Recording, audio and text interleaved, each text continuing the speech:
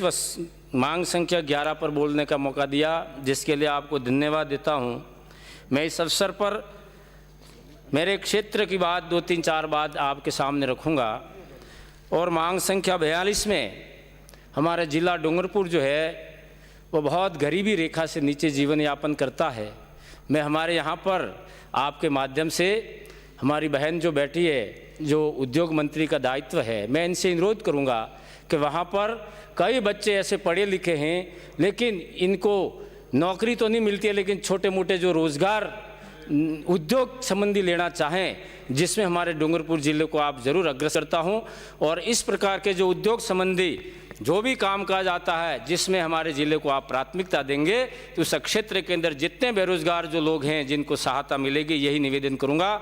और विशेषकर मैं मेरे क्षेत्र की बात कहूँगा कि मेरे वहाँ पर 3 ऐसे देवस्थान विभाग के अंदर मंदिर हैं।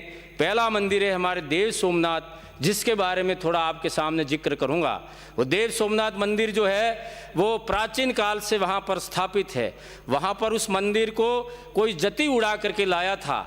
उस मंदिर के बारे में कई बार हमने इस विधानसभा में भी मैंने बातें रखी होगी, लेकिन इस 3 साल के दरमियान में तो 1 रुपया भी वहाँ नहीं दिया गया। लेकिन पूर्ववर्ती सरकार वसुंधरा जी राजे सिंधिया राजे के टाइम में वहाँ पर 50 से 60 लाख रुपए का प्रावधान रखा था और उसका एस्टीमेट बना करके विभाग को भेजा गया, लेकिन विभाग ने उसकी स्वीकृति जारी नहीं की और सरकार बदल गई, ये स्थिति हुई है। मैं चाहता हूँ उस देवस्थान जो हमारा देव सोमनाथ मंदिर जो है वहाँ पर उसका जीर्णोद्धार किया जाए और वहाँ पर विकसित करने के लिए बजट रखा जाए। मैं इसके बारे में कहना चाहूँगा, मुख्यमंत्री जी ने बजट घोषणा में लिया जरूर है देव सोमनाथ, बेणेश्वर धाम, विजवा माता मंदिर, लेकिन उसके लिए राशि के बारे में कोई लिखा नहीं गया है, खाली विकसित किया जाए ऐसा लिखा है। तो मैं चाहता हूं इन मंदिर को विकसित करने के लिए सरकार से निवेदन करता हूं कि आप वहां पर बजट आवंटन करें और देव सोमनाथ मंदिर के पास में एक एनीकट बनाया जाए ताकि वहाँ पर उस मंदिर का सौंदर्य बनेगा। ये मैं आपसे विनती करना चाहता हूँ और आपके मार्फत इस बात को पहुँचाएं ताकि देव सोमनाथ मंदिर का हमारा काम हो सके। और उस एनीकट बनने से उस पूरे क्षेत्र के अंदर जल स्रोत बढ़ेगा और वहाँ के क्षेत्र के लोगों को पानी की जो प्रॉब्लम है उसका भी समाधान होगा। इसके बाद में मैं कहना चाहूँगा, हमारे वहाँ पर ये विजवा माता जी का जो मंदिर है, उस मंदिर के लिए पूर्ववर्ती सरकार ने 80 लाख रुपए का बजट आवंटन किया था और बजट आवंटन करने के बाद में वहाँ पर विभाग के द्वारा उसका तकमीना बना करके राजस्थान सरकार को भेजा और जैसे सरकार बदल गई और वो कागज़ जो थे वो ठंडे बस्ते में डाल दिए गए, वो बजट वहीं का वहीं पड़ा रहा। और उस मंदिर के परिसर में मैं कहना चाहूँगा, राजस्थान और गुजरात के लोग जो हैं, जो कहन के लकवा से ग्रस्त हो जाते हैं, वो सभी लोग आकर के वहाँ ठहरते हैं, 1-1 महीने तक रहते हैं, लेकिन वहाँ पर किसी भी प्रकार की धर्मशाला वगैरह बनी हुई नहीं है।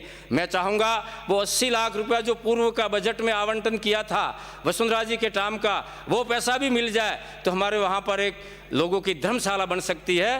तो मैं चाहूँगा आपके मार्फत मंत्री महोदय से निवेदन करूँगा कि उस विजवा माता मंदिर की विकसित करने के लिए आप उस बजट को दें ताकि हमारे इस जनजातीय क्षेत्र के लोगों को उसको रहने की ठहरने की समस्या का समाधान हो सकता है। रही बात दूसरी, मैं बेणेश्वर धाम के बारे में कहना चाहूँगा।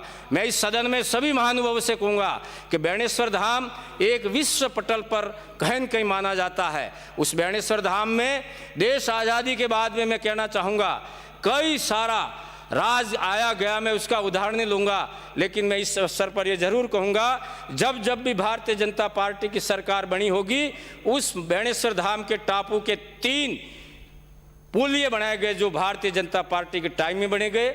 इसके बाद में मैं कहना चाहूँगा, उस भूमि को वो अनसेटलमेंट थी, उस अर्थ सेटलमेंट को सेटलमेंट कराई, राजस्व घोषित कराई और 255 करोड़ का मास्टर प्लान बना करके इस देवस्थान विभाग के मार्फत भेजने के लिए हमने वह प्रस्तुत किया था, लेकिन उसका भी आज तक किसी भी प्रकार का इस 3 साल में कुछ हुआ नहीं है। मैं चाहूँगा उस देवस्थान विभाग के द्वारा उस 255 करोड़ का जो मास्टर प्लान है वो लागू करके उस बेणेश्वर धाम का विकास करने में आप सहयोग प्रदान करें। मैं इसके बाद में फिर कहना चाहूँगा, उस मंदिर परिसर में 18 करोड़ रुपया जो है जनजाति विभाग की ओर से राजस्थान के मुख्यमंत्री वसुंधरा जी द्वारा भेजा गया था, स्वीकृति हुई, अलग अलग काम जो है वहाँ पर दर्शाए गए, जिसमें से आधे अधूरे काम हुए हैं और आधे अधूरे काम आज भी पड़े हैं। मैं चाहूँगा वो पैसा जो है वहाँ लगा करके उन कार्य को पूरा किया जाए, ताकि हमारे बेणेश्वर धाम में हिंदुस्तान की सारी अस्थि विसर्जन के लिए वहाँ सब लोग अस्थि लेके आते हैं, वहाँ पर कुंड भी आज तक आधे अधूरे पड़े हैं। तो ये सरकार की कहीं की लापरवाही है। हमने अनुरोध भी किया, लेकिन कोई इस बात को सुनने के लिए ऊपर के अधिकारी ध्यान नहीं देते हैं। मैं मंत्री महोदय से कहना चाहूँगा, टीएडी विभाग का पैसा है और उस काम को वहाँ पर लगा करके उस काम को विकसित किया जाए। रही बात दूसरी, अभी मैं आपके बीच में कहना चाहूँगा, सरकार आई गई, कांग्रेस सरकार के टाइम में मात्र 2 तो हमारे वहाँ पर घाट बनाए हैं, और वो भी 129 करोड़ के 2 घाट बने। और अभी जनजाति मंत्री से द्वारा मैंने निवेदन किया था 80 लाख की बाउंड्री बनाई। ये 2 ही मात्र काम उस बेणेश्वर धाम पर हुए हैं। इसलिए मैं आपसे अनुरोध करूंगा, उस धाम के बारे में हमारे सब राजस्थान का ध्यान वहाँ रहना चाहिए, ताकि उस बेणेश्वर धाम को हम हरिद्वार जो जाते हैं वो हमारे राजस्थान का हरिद्वार ये माना जाता है।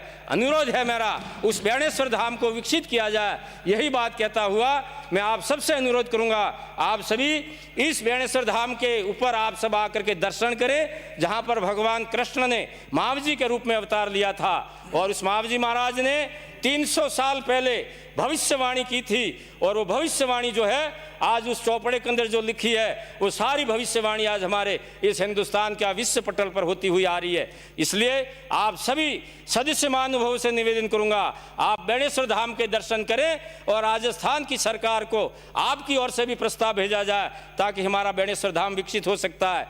मैं इस अवसर पर ज़्यादा समय नहीं लेकर के मैं सभापति महोदय से कहना चाहूँगा, एक इस बीच में खाटू श्याम जो हमारा मंदिर है सीकर जिले में, जिनके बारे में फाल्गुन एकादशी के दिन हेलीकॉप्टर के द्वारा पुष्प वहाँ पर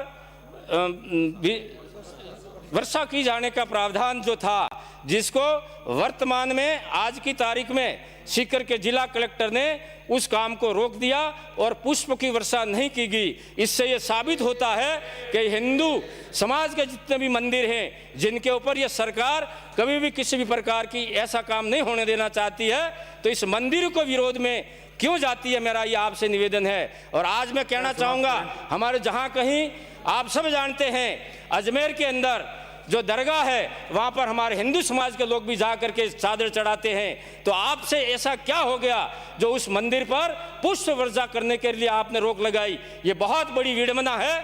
मैं चाहता हूँ ऐसा आप काम नहीं करें। यही बात कहता हुआ मैं आप सबसे निवेदन करता हूँ, इस प्रकार की विरोधी सरकार जो है, जिसके बारे में ये जनता कभी माफ नहीं करेगी, यही बात कहता हुआ मेरी वाणी को विराम देता हूँ। जय हिंद, जय भारत।